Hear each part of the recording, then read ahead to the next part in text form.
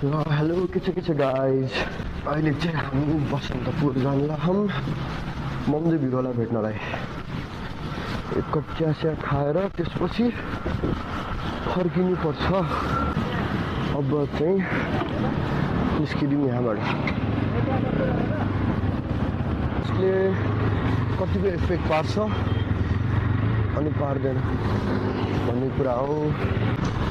तिम्रो लागि फुल टिप्छु है भने यस्तै हो कि साथीहरू। मनपर्ने मान्छे कहिले आफ्नो हुँदै हुँदैन क्या। जो मनपर्छ उसकै थ्रुबाट सबभन्दा धेरै पेन कज हुन्छ क्या।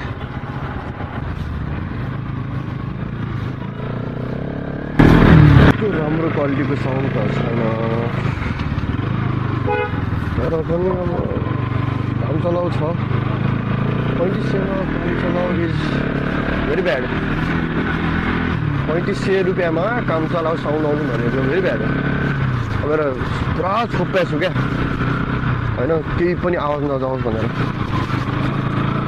अब यति छोप्दा छोप्दै पनि अब क्याट खटखट आउनु थाल्यो भने त अनि त झ्याउ भयो क्या।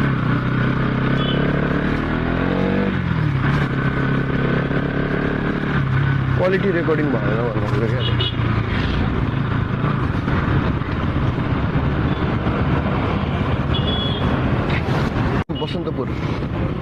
बसन्तपुर पुग्दा पुग्दै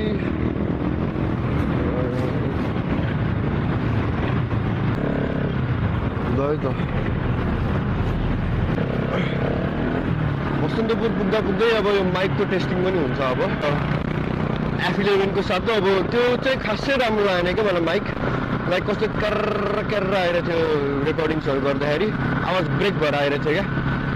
अब त्यसको कम्पेरिजनमा यो त राम्रै आइरहेको थियो अघि चाहिँ, बट आई डोन्ट नो अब कस्तो हुन्छ भन्ने कुरा। किनभने यसमा त्यस्तो सेटिस्फाइङ पर्फर्मेन्स चाहिँ देखेन मैले। पेट्रोल नै भ्याउन लाग्छ मेरो। 2 लाइन बाँकी छ, मात्र 400 गएको थियो नि। जाम खुलेको 10 सेकेन्ड भइसक्यो न, अगाडि जानु सकिरहेन। सिक्किमबाट एसके भने सिक्किम होइन के हो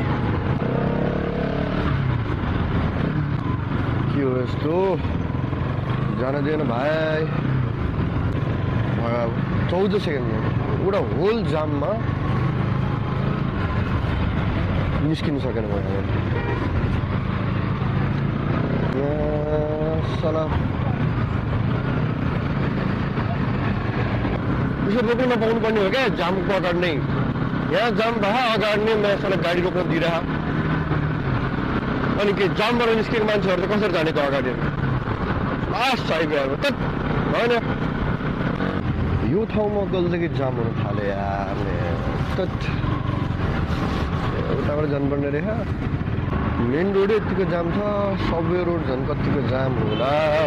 यसको दाल भात तरकारी कस्तोमा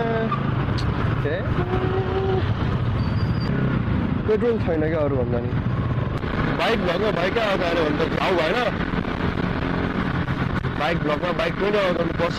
विन्डको त केही हदसम्म आउँछ अनि फिल्टर गरिदिन्छ, इट्स फाइन। गाइज हरेक ठाउँमा रेड लाइटमा परिरहेछ भनेपछि मेरो सब ठाउँमा रेड लाइटमा पर्छ होला। सो डिरेक्टली साइड लेनबाटै गइदिउँ भने यो अगाडिको गाडीले जान दिएला जस्तो लागेर मलाई। ए भाया रेड लाइटबाट त ग्रिन लाइटमा पुगेछौ के ओइ बहनजी। स्पिड लिमिट छ यता 20 को, मान्छेहरू जान्छन् 50 मा अनि आस्किँदै हुँदैन।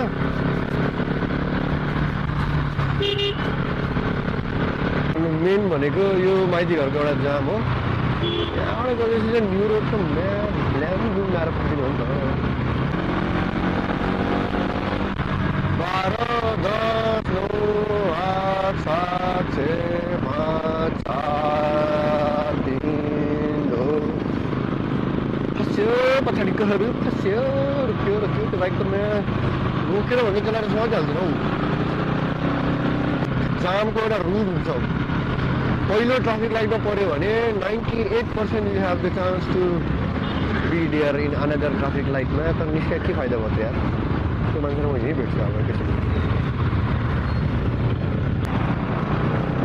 यो रोडमा म बोल्दै हिँडेर त म कुन दिन न्यासम्म भेट्छ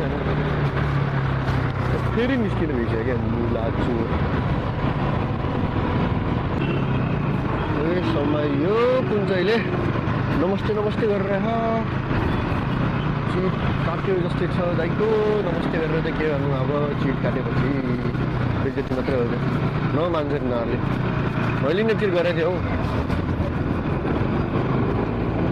ए दाइ यार प्लिज यार दाइ यार एकचोटि यार दाइ छोडिदिनु यार दाइ भन्छु म कहाँ त्यस्तो भनेर हुन्छ भाइ भनेर त्यस्तो त केही भन्नु सुन्दैछु न क्याराको चिट काट्यो क्याराको हातमा दियो बिलबुक लिएर गयो ल अब क्लास बस्ने लिएर जाने अरे धेरै कुरो सिकायो जुन मैले लाइसेन्स लिनुभन्दा अगाडि सिकाएको थिएँ लेनहरूको बारे वहाँ पे होइन सब थाहा भएको एकचोटि चाहिँ चिट काट्नु पर्ने रहेछ गाइज तर दोस्रो चाहिँ चिट काट्यो भने चाहिँ लास्ट दुःख हुने रहेछ 1000 रुपियाँ चिट हो नि दोस्रो जति पहिलो जति मैले 500 तिरेँ अब मेरो पुग्यो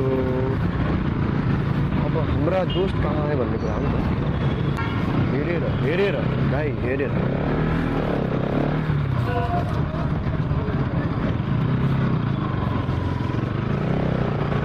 चट्ट लाएर बाइक रोक्नु यहाँ होइन